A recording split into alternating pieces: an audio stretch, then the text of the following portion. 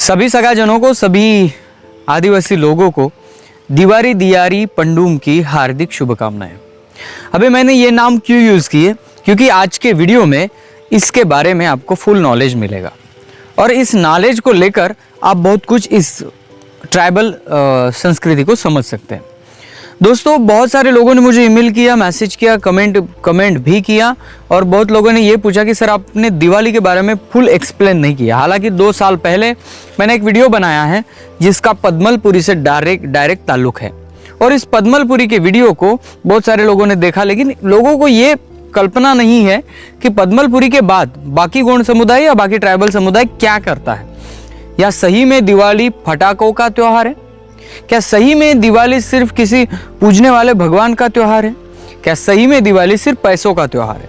हम बहुत इस त्यौहार में देखते हैं कि बहुत पैसे उधारे जाते हैं, बहुत पैसे उधेड़े जाते हैं। क्या कारण है? इन सभी बातों को आज के वीडियो में क्लियर करने वाला हूं और मैं आपको ये भी बताने वाला हूं कि दिवाली त्यौहार आया कहां से। जैसे बात दोस्तों, मैं राहुल खन्ना के अलग ब्रेथ चैनल पे आप सबका स्वागत करता हूं। दोस्तों, आप हमेशा जानते हो कि मैं कुछ ना कुछ फैक्ट लेके आता हूं और आप भी सुनते हो, इसके लिए धन्यवाद। चलिए दोस्तों, आज के वीडियो को शुरू करते हैं। दोस्तों, एक बात आपको मैं बता दूं कि दिवाली, जो आप दीपावली, दिवाली जो हम बातें करते हैं, जो नाम लेते हैं, हर स्टेट में उसके अलग अलग नाम हैं, लेकिन फिर भी यह त्यौहार जो आया है वो यहाँ के आदिम प्राचीन संस्कृति से आया है। दोस्तों, ये दिवाली देववारी, देव का अर्थ मराठी में इसको देववारी कहा जाता है, देव का अर्थ गोंडी में पेन होता है, इसको दूसरा नाम है पेनवारी। अभी आप कहोगे कि कैसे? आपको मैं एक बात बता दूं, जब यहाँ पे कोयतुरों की संस्कृति थी, ना यहाँ पे कोई टेलीविजन था, ना यहाँ पे कोई सीरीज थी, ना यहाँ पे कोई फटाके थे, फिर भी देववारी, दिवारी, दियाड़ी की जाती थी। कैसे और क्यों? इन दोनों सवालों के जवाब आज के वीडियो में है। कैसे? ये त्योहार इसके लिए है कि जहाँ पे महुए के तेल का दिया जलाया जाता है। जी हाँ दोस्तों, जिसको साइंस भी मानता है, और महुए के तेल के दिए से बहुत सारे कृमि कीटक जो होते हैं वो भाग जाते हैं।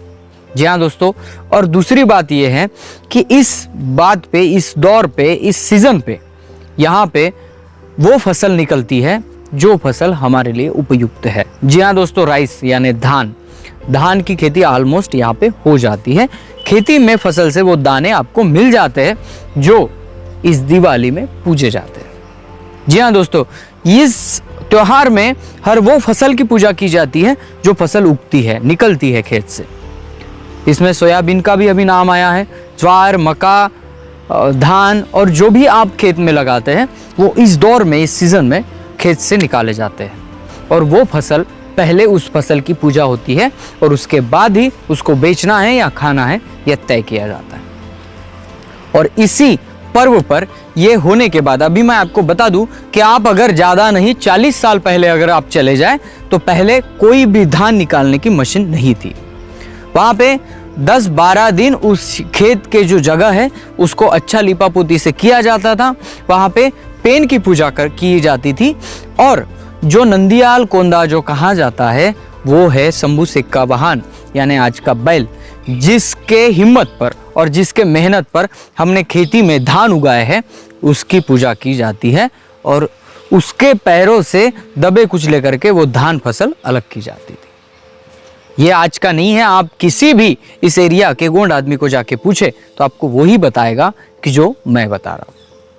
उसको नंदियाल कोंदा कहा जाता है और वो बैल की पूजा यहाँ पे होती है और बैल के मार्फत जो धान निकलता है उस धान की पूजा करके इसको कहा जाता है दियाड़ी, दिवारी और देववारी, पेनवारी, ऐसे बहुत कुछ नाम ऐसे अलग अलग एरिया में है।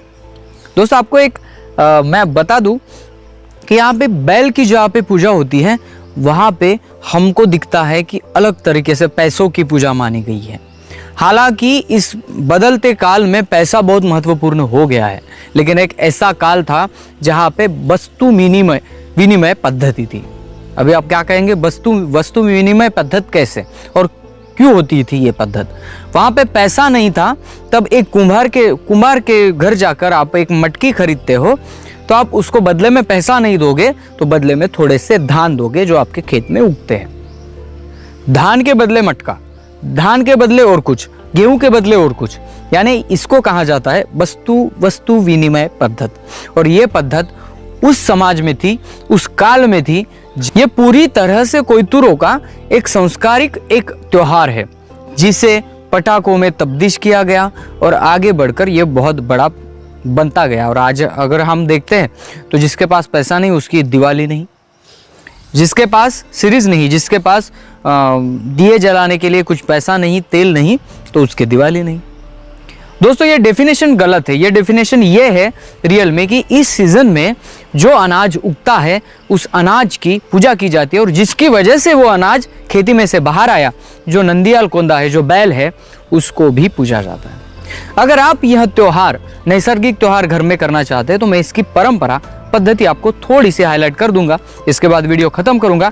आपको ये वीडियो देख के सोचना है कि सही में क्या हम कोयतुरों की दिवाली यानी आदिवासियों की दिवाली कर रहे हैं। अगर आपको सवाल नहीं है तो अपनी पद्धति से, अपनी परंपरा से, अपने विज्ञान से करने के स्टार्ट करें।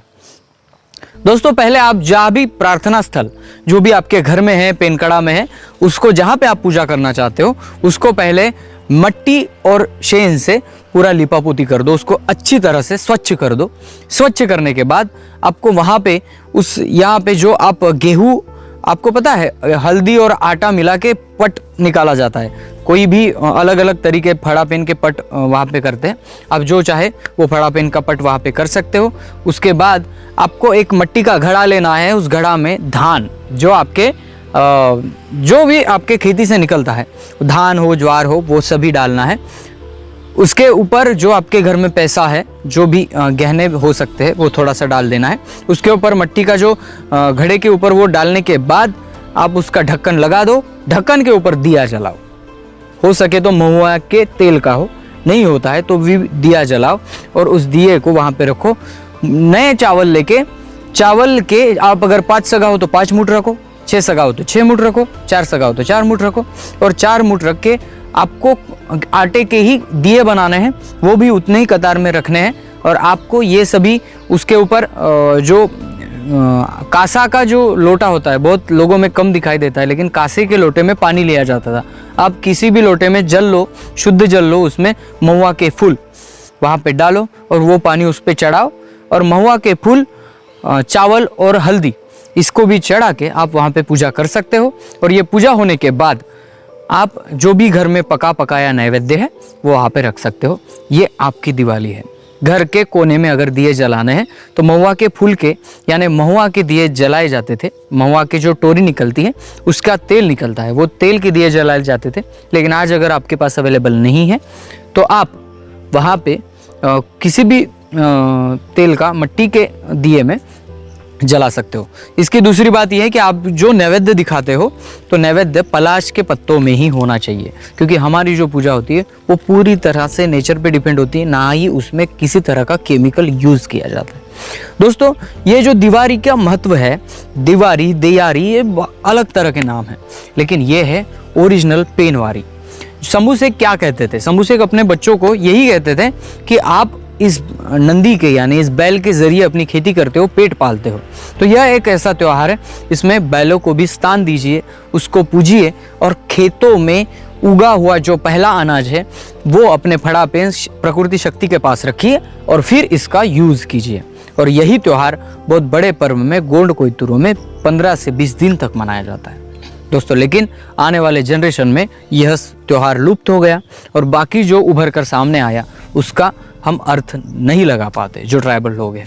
तो इसलिए दोस्तों अपनी जो परंपरा है, जो पुरानी परंपरा है, उसको अपने साथ लेकर चलिए। दोस्तों अगर ये दिवाली का कंसेप्ट आपके दिल में समझ में आया तो वो भी वीडियो देखिए जो मैंने 2 साल पहले वहाँ पे पोस्ट किया था। एक ही प्लेलिस्ट में ये दोनों वीडियो में रखूँगा, आप बारी बारी करके इसके देख सकते हो और ये दिवाली का कंसेप्ट आपके दिमाग से अच्छा हो जाएगा। और फिर मैं आपको सभी को बताऊँगा कि अपनी पद्धति से, अपने ट्राइबल पद्धति से, संस्कृति से, गोंडियन संस्कृति से ये करने की कोशिश करें।